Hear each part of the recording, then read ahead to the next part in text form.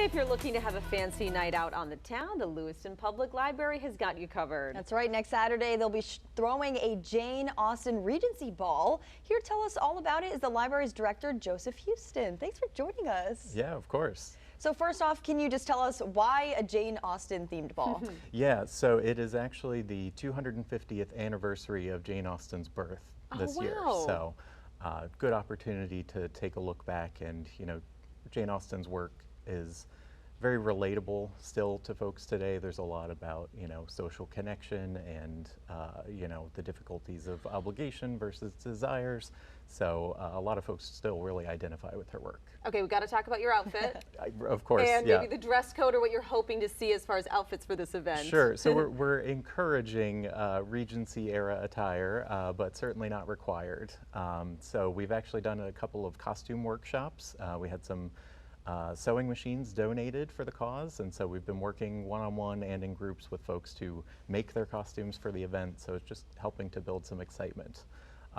My staff asked if they could dress me up for this, and I said sure. I love it. So. And what kind of activities can people expect at this ball? So we're going to have opportunities for like photo booths, and we'll have period appropriate foods, scones, tea cakes, that sort of thing.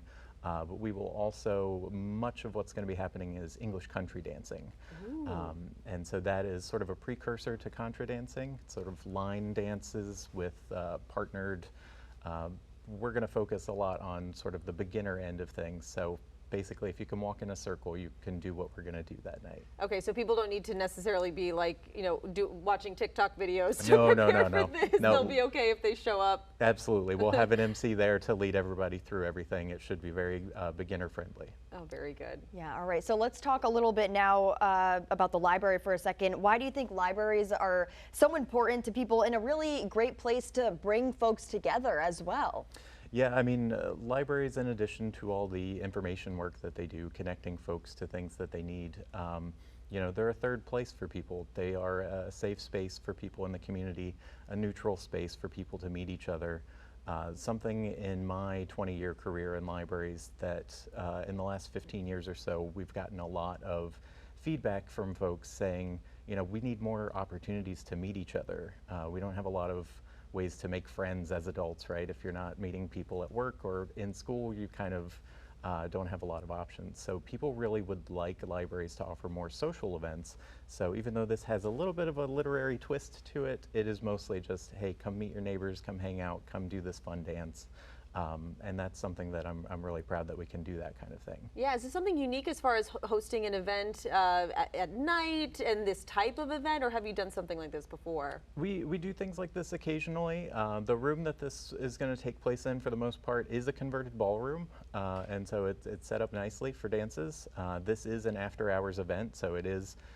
There's a bit of a fun aspect to it of being in the library after it's closed, so it should be a good one. What kind of turnout are you expecting for this?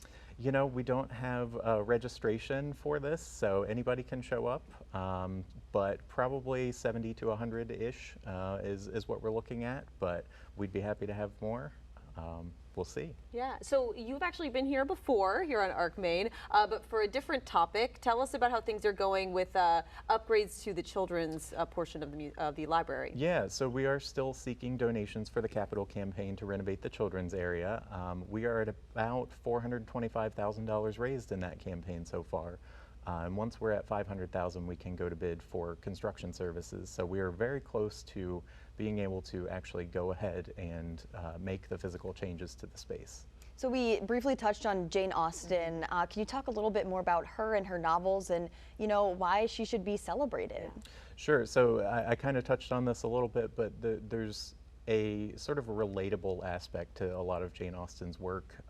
She was, when she was writing her novels, sort of going through the thing that we all go through when we're young, and you're in love and trying to manage your social obligations and interact with the world in a way that makes sense, and there's lots of rules to navigate, and so a lot of what she wrote is sort of in that vein of there's tension between what you should do and what you want to do, and that's just something that I think is very timeless, and people can really find themselves in her work. And so You know, we've had a lot of TV shows set in the Regency period that have become popular in the last couple decades.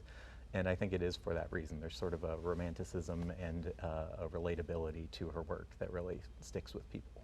Do you feel like this event also is just, you know, a unique way to get people to come check out the library? And are you always kind of evolving to try to appeal to the community and kind of give community members what they're looking for? Yeah, absolutely. I mean, there's no one reason to come to the library. We do so many different things, but because of that, people may not always know all the different things that we do, and you may not be interested in reading, but you may be interested in going to a dance. So we're always trying to make sure that we're serving as many needs as possible.